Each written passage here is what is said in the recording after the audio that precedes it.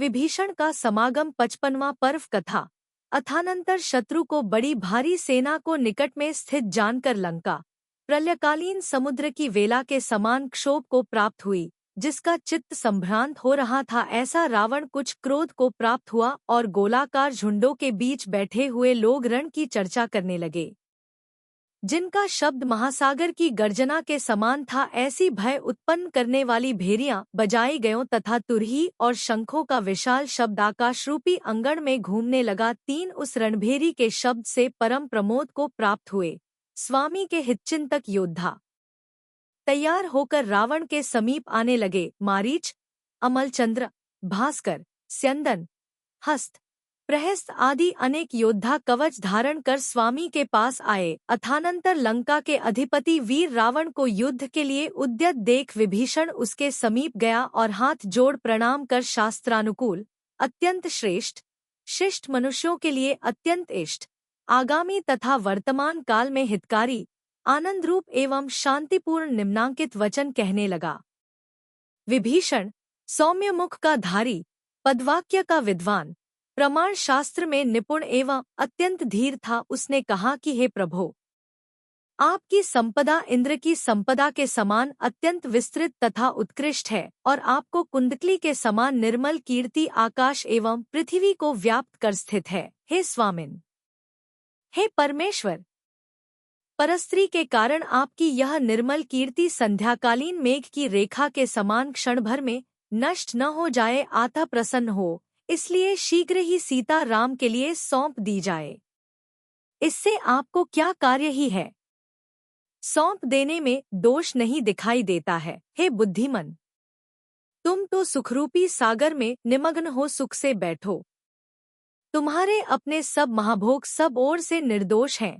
श्रीराम यहाँ पधारे हैं, सो उनका सम्मान कर सीता उन्हें सौंप दी जाए, क्योंकि अपने स्वभाव का संबंध ही सर्व प्रकार से प्रशंसनीय है। तदनंतर पिता के चित्त को जानने वाला इंद्रजित विभीषण के उक्त वचन सुन स्वभाव से ही अत्यंत मान पूर्ण तथा आगम के विरुद्ध निम्नांकित वचन बोला। उसने कहा कि हे भले पुरुष, तुमसे किसने पूछा है तथा तुम्हें क्या अधिकार है, जिससे इस तरह उन्मत्त के वचनों के समान वचन बोले जा रहे हो।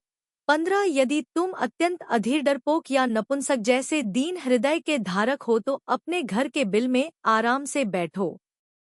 तुम्हें इस प्रकार के शब्द कहने से क्या प्रयोजन है, जिसके लिए मदोन्मत्त हाथियों के झुंड से अंधकार युक्त पड़ते हुए अनेक शस्त्रों के समूह से सहित एवं अत्यंत भयदायक संग्राम में तलवार की पैनी धारा से उद्दंड शत्रुओं को मारकर अपनी भुजाओं द्वारा बड़े कष्ट से वीर सुंदरी लक्ष्मी का उपार्जन किया जाता है। ऐसे उस सर्वोत्कृष्ट अत्यंत दुर्लभ स्त्रीरत्न को पाकर मूर्ख पुरुष की तरह क्यों छोड़ दिया जाए, इसलिए तुम्हारा यह कहना व्यर्थ है। तदनंतर डांट दिखाने में तत्पर विभीषण ने इस प्रकार कहा कि तू मलिन चित्त को धारण करने वाले इस रावण का पुत्र नामधारी शत्रु है। तू अपना हित नहीं जानता हुआ महाशीत की बाधा से युक्त हो दूसरे की इच्छानुसार शीतल जल में डूब रहा है, गोता लगा रहा है। तू गृह में लगी अग्नि को सूखे ईंधन से पूर्ण कर रहा है। अहो, मोहरूपी पिशाच से पीड़ित होने के कारण तेरी विपरीत चेष्टा हो रही है। इसलिए यह कोट तथा उत्तम भवनों से युक्त सुवर्णमय लंका जब तक लक्ष्मण के बाणों से चूर नहीं की जाती है, तब तक गंभीर चित्त के धारक राम के लिए शीघ्र पतिव्रता राजपुत्री सीता का सौंप देना सब लोगों के कल्याण के लिए उचित है।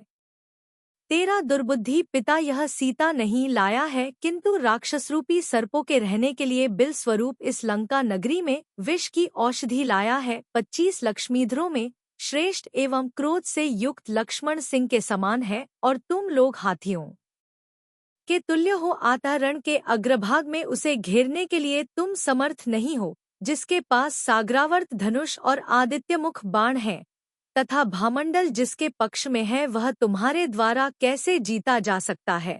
जो महेंद्र, मलय, तीर, श्रीपर्वत, किष्किंधा, त्रिपुर, रत्नद्वीप, वेलंधर, अलका, केलिकिल, गगनतिलक, संध्या, है, प्रागभार तथा दधिमुख आदि के बड़े बड़े अभिमानी राजा तथा विद्याविभव से संपन्न अतिशय बलवान अन्य नृपति उन्हें प्रणाम कर रहे हैं, उनसे जा मिले हैं।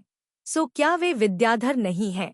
इस प्रकार उच्च स्वर से कहने वाले विभीषण को मारने के लिए उधर क्रोध से भरा रावण तलवार उभार कर खड़ा हो गया और इधर उपदेश देने के लिए जिसका दृष्टांत दिया जाता था, ऐसे महाबलवान विभीषण ने भी क्रोध के वशीभूत हो एक वज्रमयी बड़ा खंभा उखाड़ लिया। युद्ध के लिए उद्यत उग्र तेज के धारक इन दोनों भाइयों को मंत्रियों ने बड़ी कठिनाई से रोका।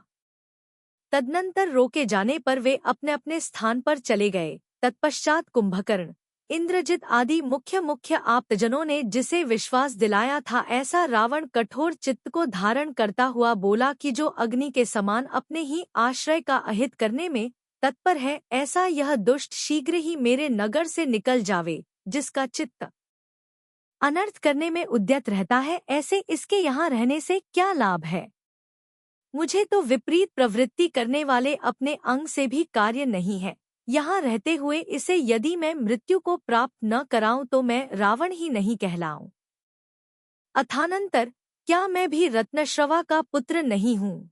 यह कहकर मानो विभीषण लंका से निकल गया। वह सुंदर शस्त्रों को धारण करने वाली कुछ अधिक 30 अक्षौहिणी सेनाओं से परिवृत हो राम के समीप जाने के लिए उद्यत हुआ। विद्युद्घन, इवज्र, इंद्र प्रचंड, चपल, काल, महाकाल आदि जो बड़े बड़े शूरवीर सामंत विभीषण के आश्रय में रहने वाले थे, वे वज्रमय शस्त्र उभार कर अपने अपने अंतःपुर और सारभूत श्रेष्ठ धन लेकर नाना शस्त्रों से सुशोभित होते हुए चल पड़े। नाना प्रकार के वाहनों से आकाश को आच्छादित कर अपने परिवार के साथ जाते हुए वे हंसद्वीप में पहुँचे और नदियों से सुशोभित उस द्वीप के सुंदर तट पर इस प्रकार ठहर गए जिस प्रकार की देव नंदीश्वर द्वीप में ठहरते हैं। जिस प्रकार शीतकाल के आने पर दरिद्रों के शरीर में सब ओर से कपकंपी छूटने लगती है, उसी प्रकार विभीषण का आगमन होते ही वानरों के शरीर में सब ओर से कंपकंपी छूटने लगी।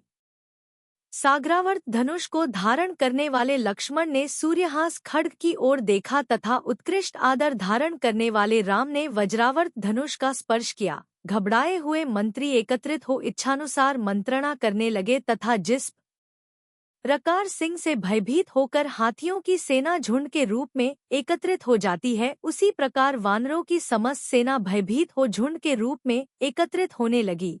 तदनंतर विभीषण ने अपना बुद्धिमान एवं मधुरभाषी द्वारपाल राम के पास भेजा। बुलाए जाने पर वह सभा में गया और प्रणाम कर बैठ गया।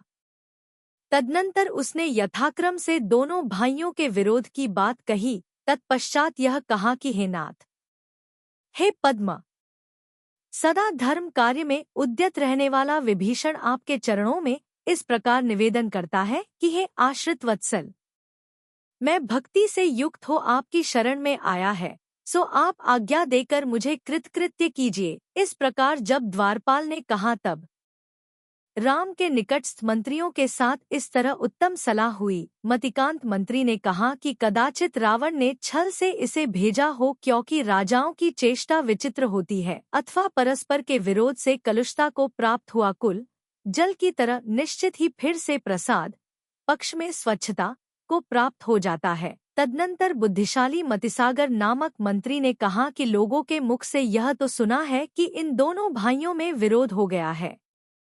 सुना जाता है कि विभीषण धर्म का पक्ष ग्रहण करने वाला है, महानीतिमान है, शास्त्र रूपी जल से उसका अभिप राय धुला हुआ है और निरंतर अनुग्रह उपकार करने में तत्पर रहता है। इसमें भाईपना कारण नहीं है, किंतु अपना पृथक पृथक कर्म ही कारण है।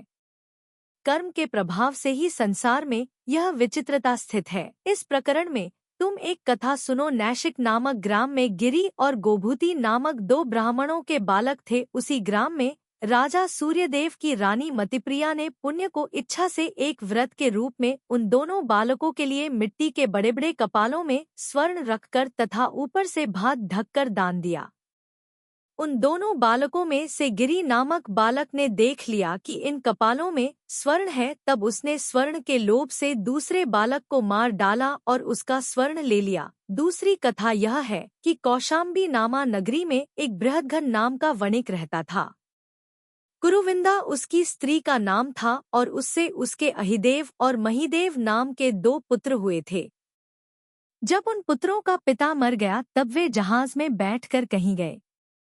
सोने में कोई धन चुरा न ले, इस भय से वे अपना सारभूत धन साथ ले गए थे। वहां सब बर्तन आदि बेचकर वे एक उत्तम रत्न लाए।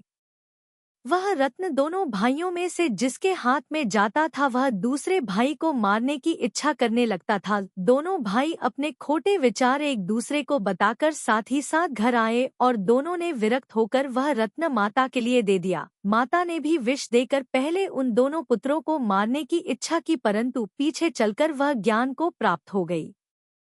तदनंतर माता और दोनों पुत्रों ने विरक्त होकर वह रत्न यमुना नदी में फेंक दिया, जिसे एक मच्छ ने निगल लिया। उस मच्छ को एक धीवर पकड़ लाया जो इन्हीं तीनों के घर बेचा गया।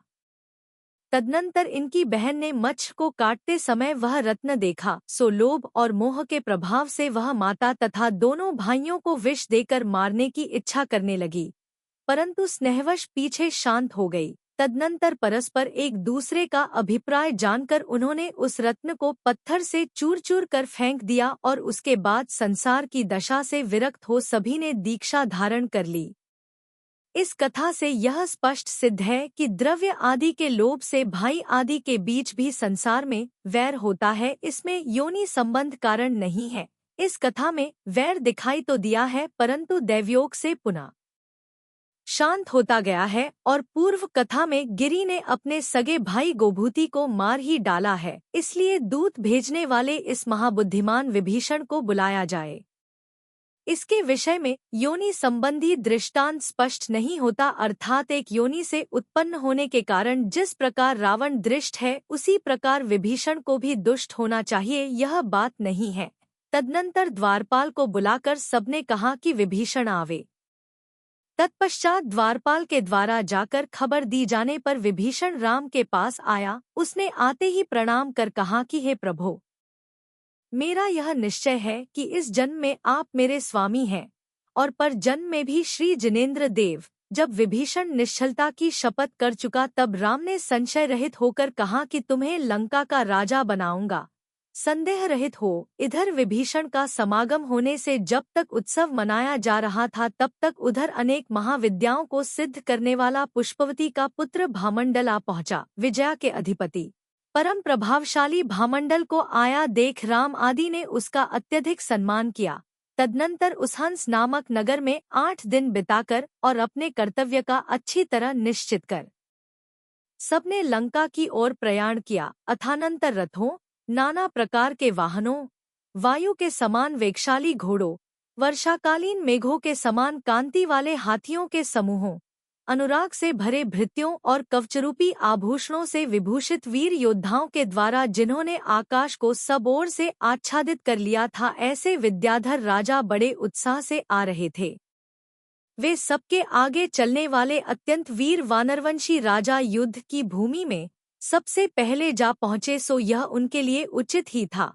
इस रणभूमि की चौड़ाई 20 योजन थी और लंबाई का कुछ परिमाण ही नहीं था। नाना प्रकार शस्त्र और विविध चिन्हों को धारण करने वाले हजारों योद्धाओं से सहित वह युद्ध को भूमि मृत्यु की संसार भूमि के समान जान पड़ती थी। तदनंतर जिसे चिरकाल बाद उत्सव प्राप्त हुआ था, ऐसा रावण हाथी, घोड़े, सिंह और दुंदुभियों का शब्द सुन परम हर्ष को प्राप्त हुआ। उसने आज्ञा देकर समस्त सामंतों का आदर किया, सो ठीक ही है, क्योंकि उसने उन्हें युद्ध के आनंद से कभी वंचित नहीं किया था। सूर्यापुर, मेघपुर, कांचनपुर, गगनवल्लभपुर, गंधर्वगीत नगर, कंपनपुर, शिव मंदिरपुर, सूर्योदयपुर, अमृत, शोभापुर, सिंहपुर, नृत्यगीतपुर, लक्ष्य मीगीतपुर, किन्नरगीतपुर, बहुनाथपुर, महाशैलपुर, चक्रपुर, सुरनूपुर, श्रीमंतपुर, मल्यानंदपुर, श्रीगुहापुर, श्रीमनोहरपुर, रिपुंजयपुर, शशस्थानपुर, मारतंडापुर, विशालपुर, ज्योतिदंडपुर, परीक्षोत्पुर, अश्वपुर, रत्नपुर और पराज्यपुर आदि अनेक नगरों के बड़े बड़े विद्याधर राजा प्रसन्न हो अपने अपने मंत्रियों के साथ रावण के समीप आ गए। रावण ने अस्त्र, वाहन तथा कवच आदि देकर उन सब राजाओं का उस तरह सम्मान किया जिस तरह की इंद्र देवों का सम्मान करता है। विद्वानों ने रावण की सेना का प्रमाण 4000 अक्षौहिणी दल बतलाया है। उनका यह दल अपनी सामर्थ्य से परिपूर्ण था। किष्किंधनगर के राजा सुग्रीव को सेना का प्रमाण 1000 अक्षौहिणी और भामंडल की सेना का प्रमाण कुछ अधिक 1000 अक्षौहिणी दल था। परम उद्योगी सदा सावधान रहने वाले सुग्रीव और भामंडल अपने अपने मंत्रियों के साथ सदा रामलक्ष्मण के समीप रहते थे। उस समय युद्धभूमि में नाना वंश, नाना जातियां, नाना गुण तथा नाना क्रियाओं से प्रसिद्ध एवं नाना प्रकार के शब्दों का उच्चारण करने वाले विद्याधर एकत्रित हुए थे। गौतम स्वामी कहते हैं कि हे राजन, पुण्य के प्रभाव से महापुरुषों के शत्रु राजा भी आत्मीय हो जाते हैं और पुण्यहीन मनुष्यों के चिरकालीन मित्र भी विनाश के समय पर हो जाते हैं। यह मेरा भाई है, यह मेरा मित्र है, यह मेरे अधीन है, यह मेरा बंधु है और यह मेरा सदा सुख देने वाला है। इस प्रकार बुद्धिरूपी सूर्य से सहित तथा संसार की विचित्रता को जानने वाले मनुष्य को कभी नहीं विचारना चाहिए। इस प्रकार आप नाम से प्रसिद्ध रविशेणाचार्य द्वारा कथित पद्मपुराण में विभीषण के समागम का वर्णन करने वाला 55वां पर्व पूर्ण हुआ।